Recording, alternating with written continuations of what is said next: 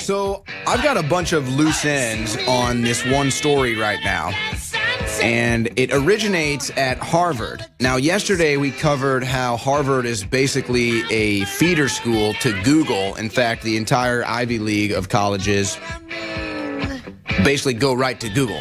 The lead hiring company for every Ivy League school's graduates is Google. Then you've got these two stories. Google's new fact check feature almost exclusively targets conservative sites. And of course, you've got James Damore, who filed a lawsuit against Google, including violations of labor codes and discrimination. So who's running Google? Who's working at Google? Well, that would be a bunch of Harvard graduates. But now my guest, Dr. Shiva Ayyadurai, he'll be running for Senate as an independent against Elizabeth Warren in Massachusetts. ShivaForSenate.com. Shiva, you have, well, I'm not sure how you found this out and decided to fight this battle, and I want to just get you to boil it down for me. But on your website, you've got the story. You have stopped Harvard's Tamil professorship scam, and I was briefly reading this over the break, but I want to get your expertise on this. What exactly is Harvard doing here to the Tamil history? It's a good question, Owen. So Tamil, Owen, just to give some background. Tamil, thank you. Tamil is the language of probably the most ancient indigenous people of the Indian subcontinent, which means of India. The language is probably the oldest language recorded. But not only is it the oldest language recorded, Owen, it's still spoken today. It has the richest history of poetry, literature, etc.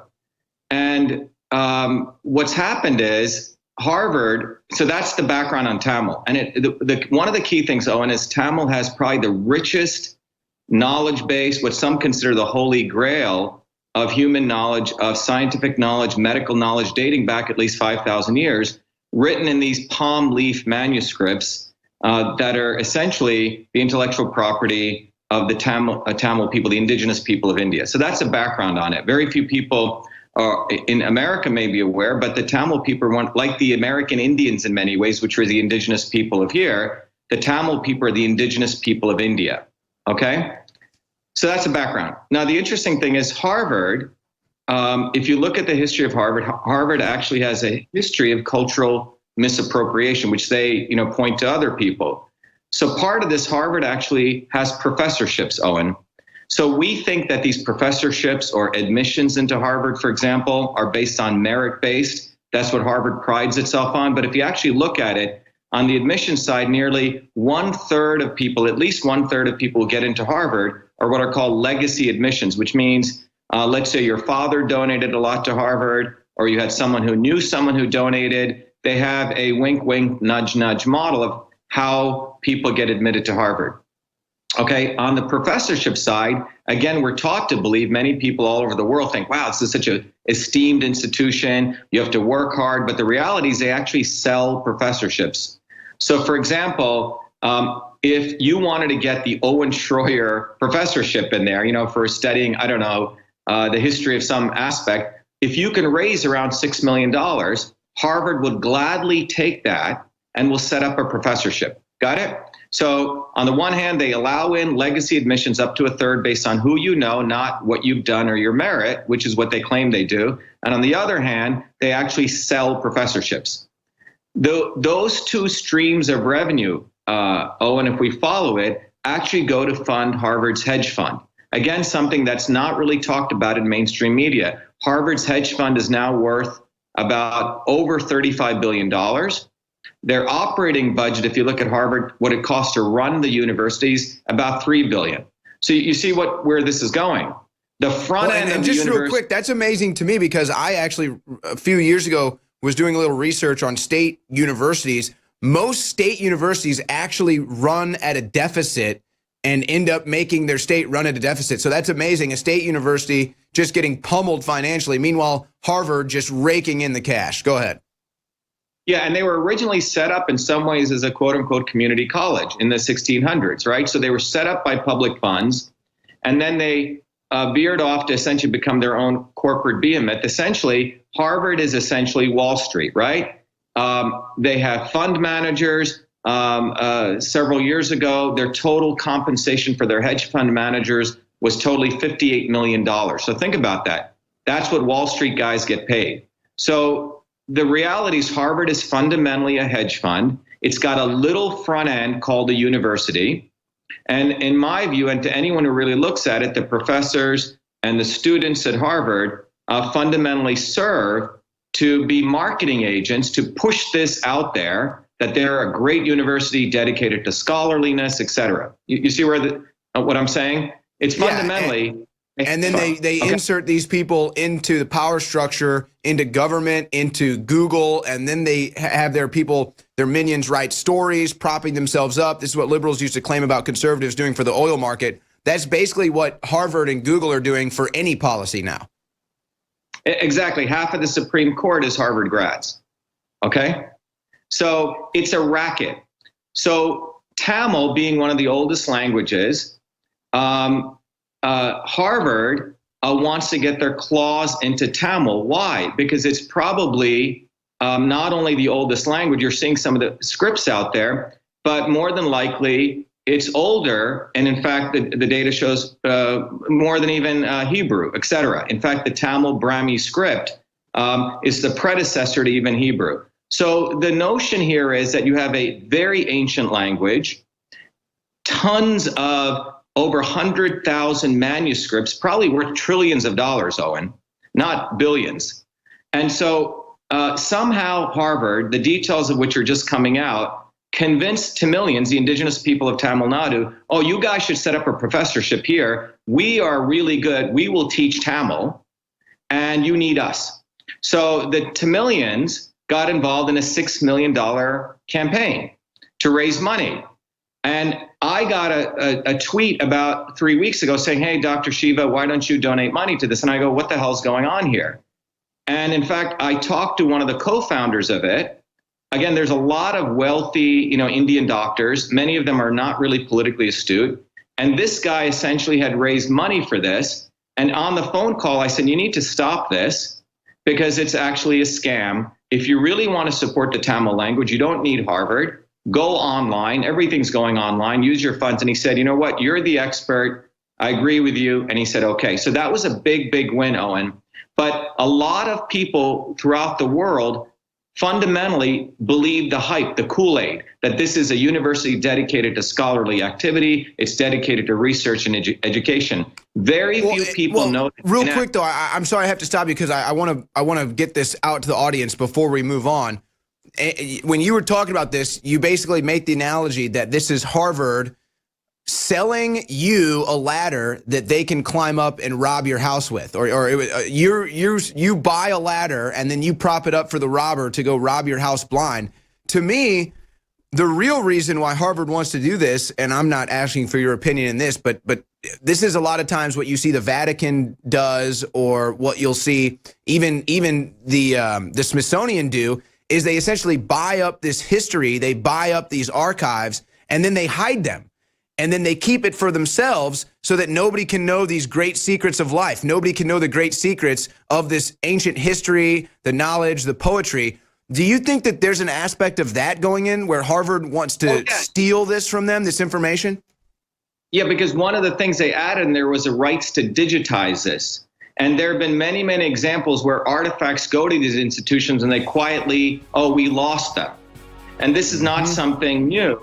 So that's part of this misappropriation. And when we get back, we should talk about, if we have time, this is a practice, a habitual practice of Harvard to exploit indigenous people. Elizabeth Warren has done the same thing, right? She exploited, she shoplifted the identity of Native American people, and then she's profited from this. So yeah, my gosh, Harvard, can you believe how Harvard is so racist against the Indian people? It's unbelievable. You know, sometimes I get a little worked up on this show, and Alex Jones gets worked up because we have to cover fake news all day. And I'm just delving deeper into what Shiva Ayyadurai has done here, fighting against the corruption at Harvard. I mean, I get so mad because I know that these people on CNN and MSNBC are really just taking advantage of weak-minded people, and it's sad. it's an offense against humanity. And so, yeah, I get a little defensive when my fellow humans are getting brainwashed and tricked into going to the gallows and smiling about it the whole way.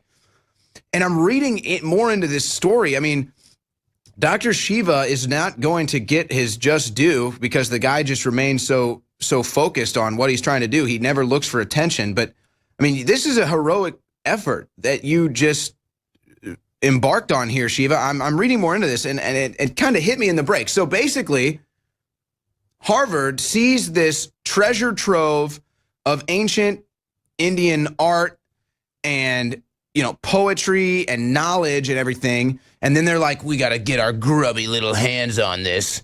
But then naturally, all they care about is the money. So you would think in a normal world, if they just wanted to preserve this history and then maybe start a class or a professorship, they would say, hey, how about we work out a deal? You guys donate this to us. We'll preserve it. You guys can still have the rights to it and everything. But we'll start a professorship. We'll teach people about this, and it'll be a positive thing. But no, Harvard says, okay, we're going to steal all of your ancient artifacts, all of your ancient knowledge, your ancient history, and then we're going to make you pay $6 million to do it. But because we're Harvard, you must accept it. And you said no, and you stepped in and you saved these people not only from losing their history to the corrupt Harvard, but also $6 million. Yeah. Oh, and so what's interesting is Harvard got all these Indian movie celebrities, a lot of wealthy Tamilians in America to donate. Remember, many of these people donated also with their own selfish interest, thinking that it would create an opportunity to join the club. So when their kids applied to Harvard, they would have access to the insiders network, right? But because they buy that whole Harvard, it's Harvard. They buy into it. Right. So what you're showing here, this graph's an interesting one because this is what Harvard really is. The front end, you know, they're professors and their students all wearing their logos, acting like they're God's gift on earth, is essentially the front end marketing. And what's interesting is they take that marketing, they take the money from the professorships they make, the donors, and they shove it back into their hedge fund, which generates revenue. And then that revenue is then further used to market the fact all over the world that they're the best university in the world. So that's the scam that's going on. And as I noted in the article, you know, to emphasize this, this is no different than a robber asking you to pay them $6 million to get a ladder to rob your home. And in this case, a home is a treasure trove of Tamil artifacts, which fundamentally probably have some of the most ancient knowledge. I know on your guys' show, you talk about herbs and formulations. Those palm leaf manuscripts over 5,000 years have the accumulation of how do you cure many ailments, diseases, etc. They have a language and literature within that. And much of this is encoded in ancient Tamil language. So this is basically, the racket here is convincing Tamilians and the public that you should give us $6 million, and then you should be so happy that we will keep your literature, we will research it. And what you said before the break is absolutely accurate. It's first of all to own the literature and those artifacts, but then once they have it, to rewrite the narrative of the Tamil history. Now, in the article, we also talk about the fact this is a habitual process that Harvard has been involved in, leveraging their bogus, prestige through propaganda. So this is why Elizabeth Warren thinks it's okay for her to call her misappropriate culture of the Native Americans, take their culture, say she's a Native American. Obviously, Harvard colluded with her on this. There's no way they would have gotten away with that, let her get away without it. They haven't released her HR records. And as a part of that, she has essentially profited from it. I mean, within a 5-mile radius of Elizabeth Warren's home, you talk about the segregation of minorities, let's say African Americans. The net worth of an African American in the Boston area right now, Owen, is $8. Think about that. And the equivalent of the Brahmins of Boston is about $250,000. So while Elizabeth Warren talks about, the fact that she's into integration and freedom and, equalizing, helping everyone, the reality is $8 is a net worth of an African American person in Boston. So that's the real racket. So part of my doing this is not only to talk about what's going on with the Tamil people and the exploitation, but this larger way that Harvard operates. And we got to end this, Owen. I like what you said. People need to wake up. This is not a great university. It's a scam. It's a Wall Street hedge fund that essentially operates as though it's a university and has got all these professors, many of them egomaniacal, thinking they're God's gift to earth, promoting themselves. So in the article, we also give a solution, which is, we don't need the old university models. I mean, you have so many new models emerging. People are going online, getting classes, community colleges. Harvard does need to be busted up. It needs to become a local community college. They have devastated the area in Cambridge. They've taken over many, many parts of Cambridge. It's essentially, they have the other part of their hedge fund, which is a real estate component. And what's ironic about this is here's Elizabeth Warren talking about breaking up big banks, talking about fighting for the middle class, yet she's part of Wall Street. She gets funded by Wall Street. Her $350,000 salary came from Wall Street, which is Harvard's hedge fund. So this is, I think, this is probably one of the most important stories, and that we've been able to have an effect right here in Cambridge about it. And we're going to keep agitating on this, Owen, because I think it really brings up the contradiction of Harvard University, who Elizabeth Warren is, and as you were talking about, the entire tentacles of Harvard into Google. Zuckerberg came out of Harvard, right? Quote unquote, a dropout. Bill Gates, who supports Monsanto. Harvard's has had a faculty on their staff who just passed away, who literally cut and pasted Monsanto articles and published it. So that's what Harvard is. It's a scummy institution that has this veneer of prestige, and we need to bust that illusion up, Owen. And just to kind of go off on a different jag, since we're talking about higher education in general, Trump has done something that I think is great, where he's touting apprenticeships. In fact, if I could get someone in the crew back there to look this up, there's a lot of people that go to college because they feel that that's what society tells them to do. But guys, look this up. I bet you the number, I bet it's higher than we would think. I bet it's around 20% of college attendees, freshmen, I bet 20% drop out of the first university they go to. I would say it's probably about 20%. Why is that? Well, because society tells them to go to college, even though really maybe that's not something for them. I mean, personally speaking, I had wished I probably never went to college, and I would probably still be right where I'm at. For other people, it might not be that way. I mean, you were educated at MIT, you invented email. I'm sure that perhaps your college experience might have been more valuable to you. But just as an in general thing, I think that these universities have become rackets. Harvard obviously leading the way, but I believe all these state universities have become rackets.